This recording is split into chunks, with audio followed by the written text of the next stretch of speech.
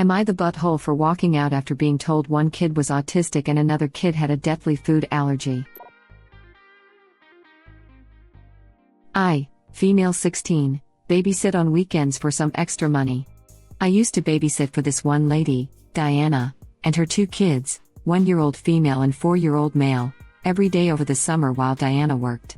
Diana texted me last week and asked if she can give her friend, Jennifer, who has 2 kids, 6 male and 4 female, my number because it was her husband's birthday and they wanted to go out. I said sure, and Jennifer texted me asking about my rates, references, when I was trained in CPR, and a lot of other questions.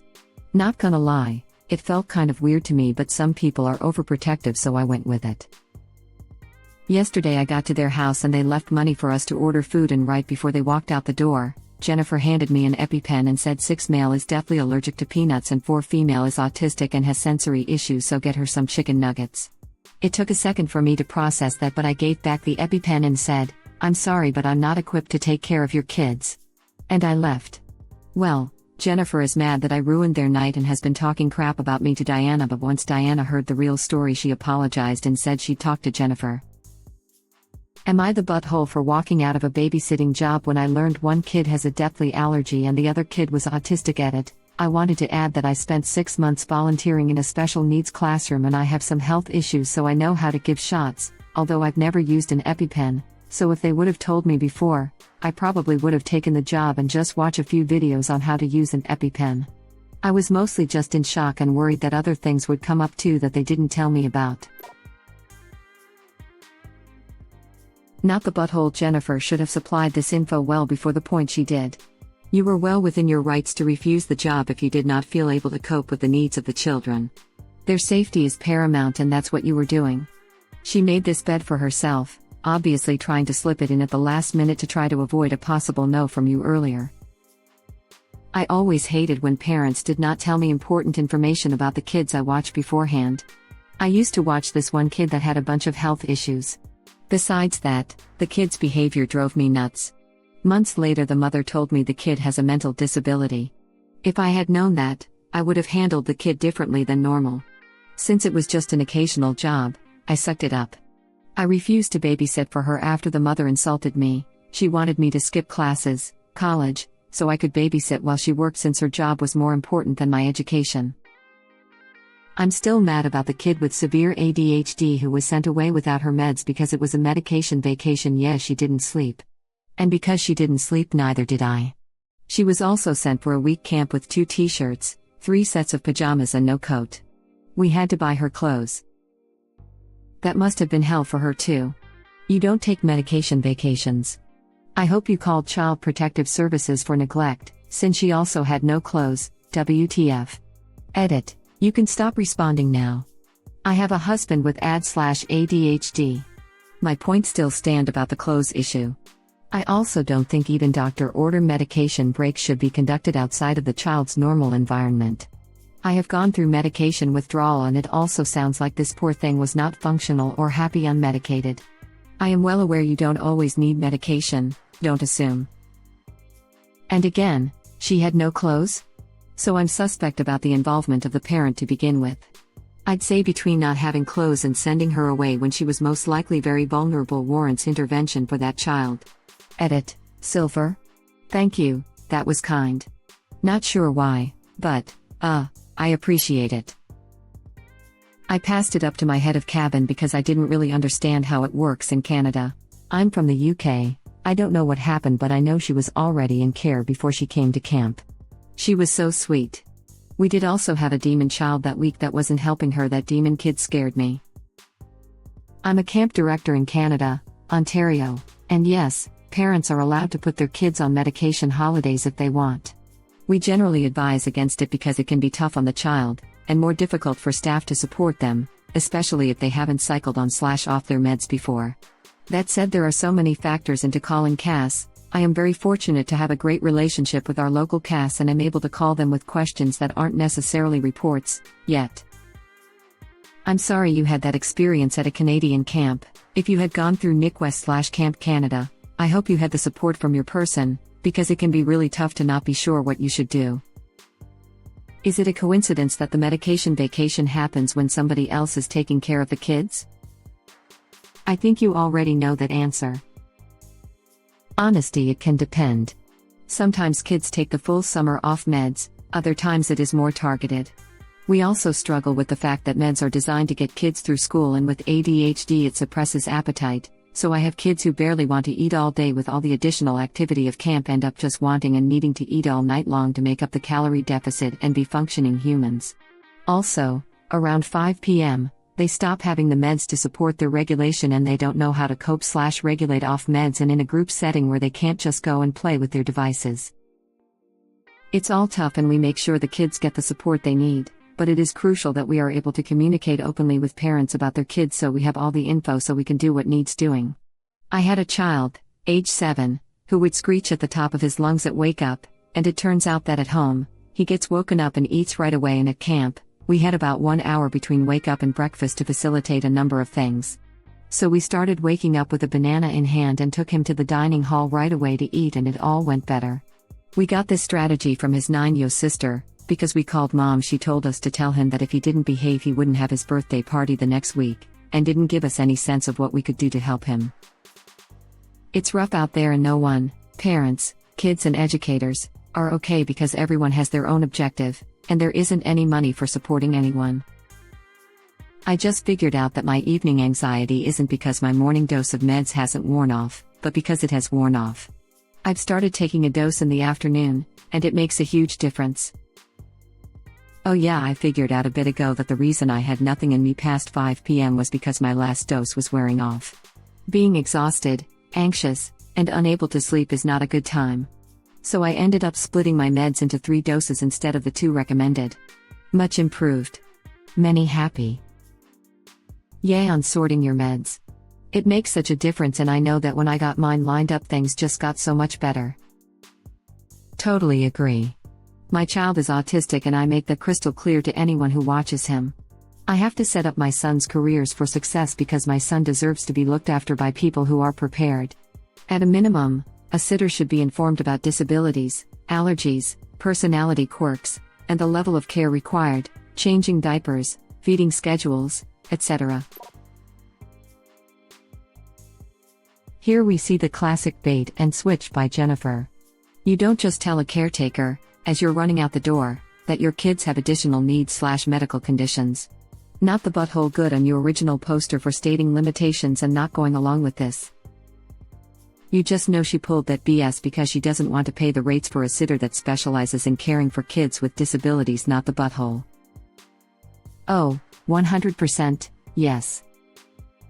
Yes. I have friends who are nannies. And it seems like this is such a common trend. It's awful.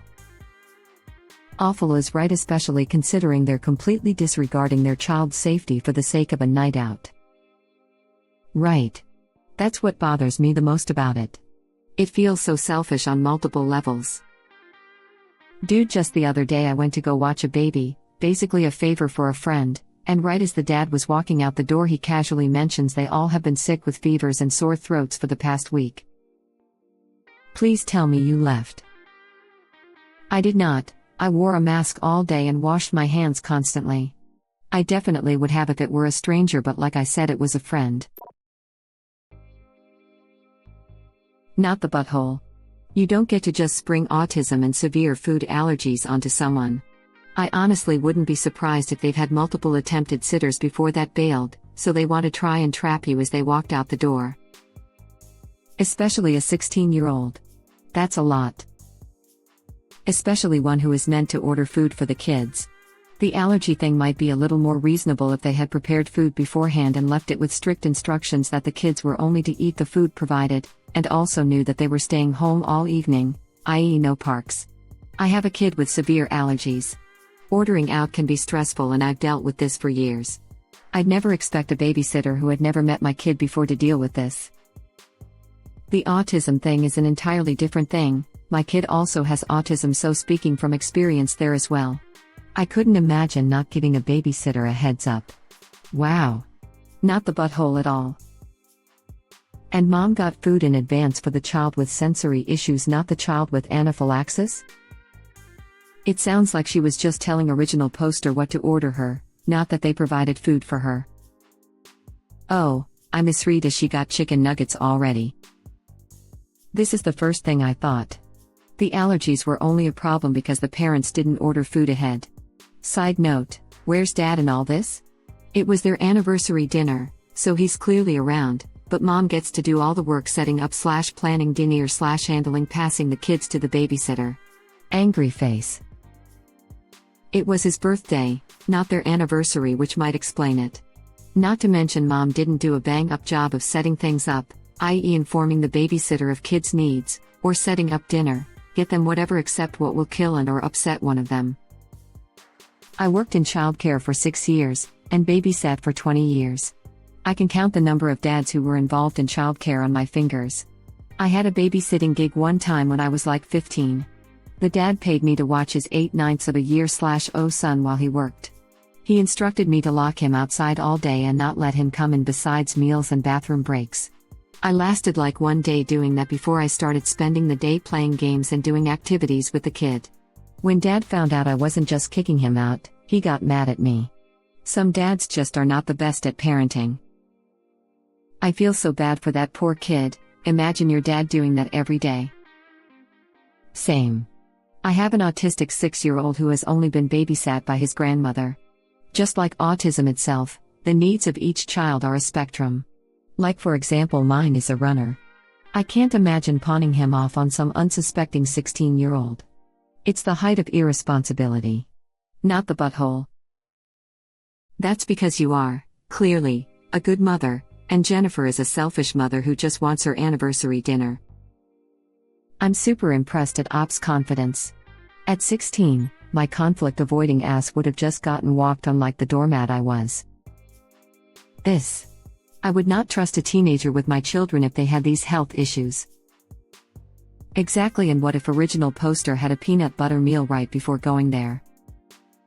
My near daily snack is an apple sliced up with peanut butter. While I do wash my hands like a normal person, it's not uncommon for me to discover a smear of peanut butter somewhere unexpected, peanut butter being a sticky substance. If she'd done this to me, I might have killed the kid by just walking in the door. Imagine having that on your conscience. Exactly, peanut butter tend to stick onto something or another no matter how you eat it. Allergies has to be told about beforehand, seriously not a clever way to go about it from the mom's side. I mean, just the fact that a kid is autistic doesn't tell you much about the specific needs they have. A lot of autistic kids would be no more difficult to look after than neurotypical kids, or even easier at times since we may just want to keep to ourselves lol. It's not really springing autism if you're just mentioning it so the person knows your kid is particular about food. Now, if a kid has specific needs that require someone to be familiar with how to meet those specific needs, that's different. But I think people are assuming that autism only presents in one stereotypical way, and that's just not true. That said, the parent casually mentioning life and death medical info about the one child as they walk out the door does seem unfair to the babysitter and negligent to the child, so I still understand why original poster decided to leave and still think they're not the butthole. Just wanted to hop on and counter some of the assumptions about autism. Autistic people are as diverse as non-autistic people. Yeah. This thread makes me sad. I'm autistic, and until I was diagnosed as an adult, they just said I was odd and weird. I acted completely normal and really never caused problems except for not doing my homework or cleaning my room. All of my babysitters loved me growing up. We all aren't extremely disabled. Not the butthole. The mother should have let you know beforehand. What if her child had an allergic reaction and you didn't know how to use an EpiPen? What would have happened to original poster if anything had happened to either kid on her watch? A mother who doesn't think about having someone trained to watch her 2 kids? What would she have done to Op, if God forbid something had happened? I don't see how the mom could even be comfortable with that. Plenty of adults don't know what an allergic reaction looks like, how/when to use an EpiPen, and that you still need to go to the hospital even after administering the EpiPen. One of my kids has anaphylactic food allergies. When he was little, whenever he went to a friend's house, I had a chat with the parents about all of that. As he got older, we talked to his friends about it just in case he had an allergic reaction when no parents were around, and by middle school, He took over explaining it to his friends. When he was in 8th grade and had an allergic reaction while out with friends, one helped him with the EpiPen and one called me from my son's phone after calling an ambulance. It was a scary situation, but they helped him because they were told how to. You have to have some sort of discussion with whoever is watching your kid when they have severe food allergies. What if original poster had just eaten a peanut butter and jelly sandwich on her way to the house and still had some peanut residue on her hands or clothes? This is exactly it. And don't forget, some allergies are bad, but not necessarily life-threatening, and some are bad enough that you go into anaphylactic shock from just peanut dust. And we're all thinking about the kid with the allergies. What about the kid with autism? A 1,000 unknowns there that could have set him off, and who'd original poster call then? Does 911 handle a kid throwing a tantrum? They'd be able to help a kid having an allergic reaction, but what about a kid who's having a meltdown because he got triggered? I am a middle-aged adult and haven't used an EpiPen. I work in public education and they offer training to use them for anaphylactic children. Not to mention that most people unfamiliar with EpiPens also don't know that you still need to go to the hospital after using one. Thank you for watching. Please subscribe to be the first to know about Red Rabbit Reader's new videos. If you like our videos, please like them on YouTube and share them with your friends. We welcome your comments below. Press to start another of our videos.